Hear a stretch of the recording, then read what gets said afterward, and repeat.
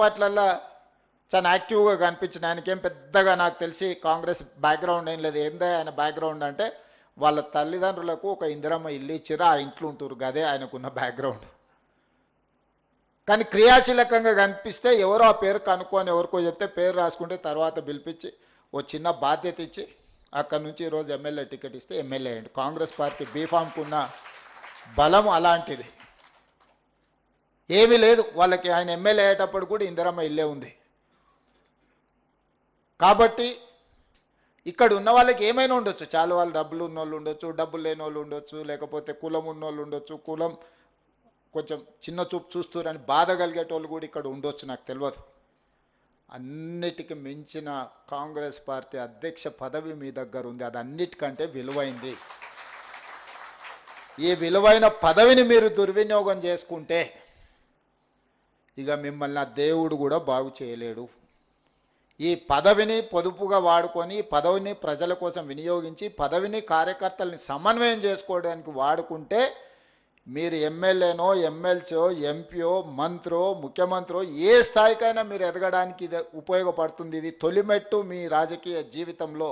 జిల్లా పార్టీ అధ్యక్షుడు అనేది మీ రాజకీయ జీవితంలో ప్రతివాడికి ఒక కోరిక, ఒక ఆలోచన, ఒక పట్టుదల ఉంటుంది.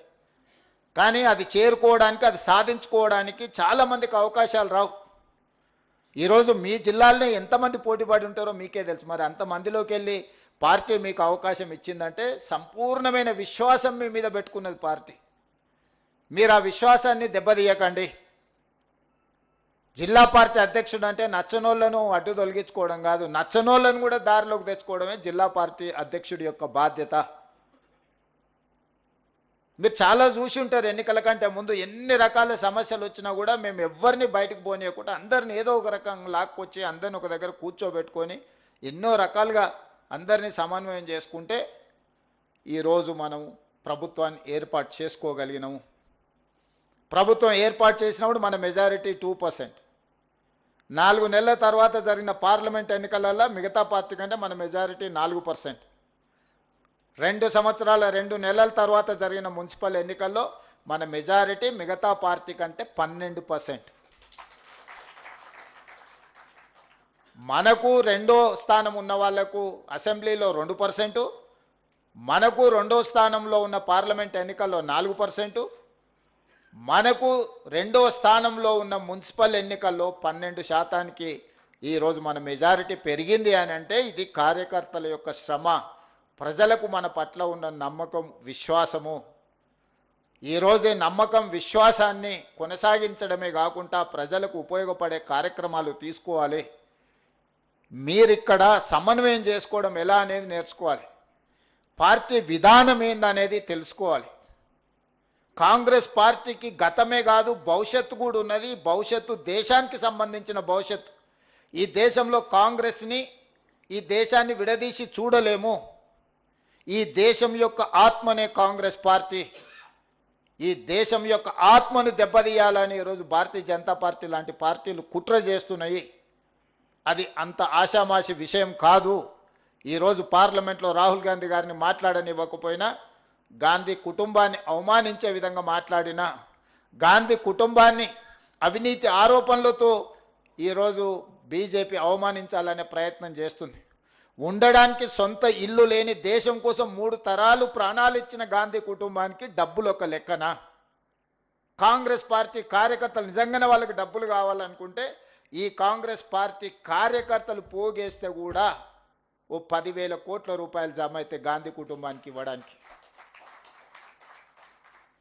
మనమందరం గాంధీ కుటుంబానికి ఒకవేళ ఆర్థిక అవసరాలు ఉన్నాయి అని అంటే తలా ఓ చెయ్యి వేస్తే తెలంగాణ నుంచి ఒక 1000 కోట్లు పోగేసి ఇవ్వగలిగిన శక్తి ఈరోజు కాంగ్రెస్ పార్టీ కార్యకర్తలకు ఉన్నది. ఉండడానికి సొంత ఇల్లు లేదు.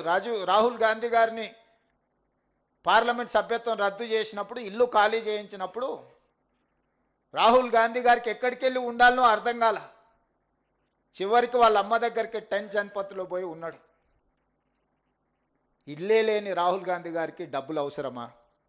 3 తరాలు దేశం కోసం ప్రాణాలు ఇచ్చిన గాంధీ కుటుంబానికి డబ్బులు అవసరం ఉన్నాయా? ప్రాణాలే లెక్క చేయకుండా దేశం కోసం త్యాగం చేసిన వాళ్లకు ఎవరి దగ్గరైనా డబ్బులు తీసుకునే అవసరం ఉందా?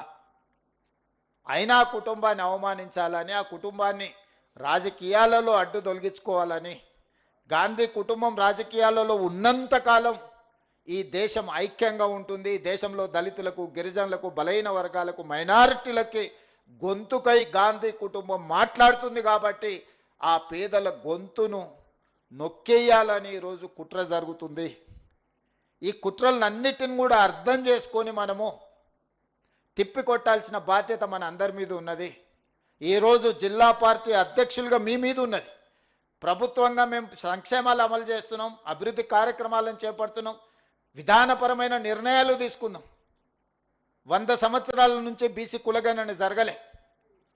బ్రిటిషర్స్ ఉన్నప్పుడు జరిగితే స్వతంత్రం వచ్చిన 75 సంవత్సరాలు కూడా ఏ రాష్ట్రము ఈ దేశము కులగణన చెయ్యలేదు.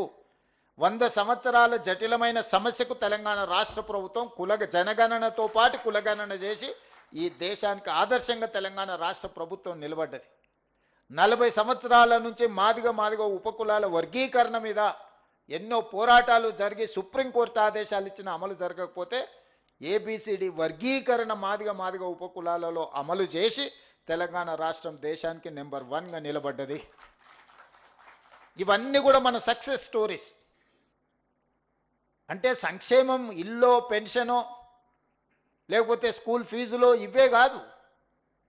సామాజిక రుగ్మతలైన సమస్యల్ని మనం పరిష్కరించినము, వర్గీకరణ చేసినాము, కులగణన చేసినాము. 42% బీసీలకు స్థానిక సంస్థలలో మన రిజర్వేషన్లు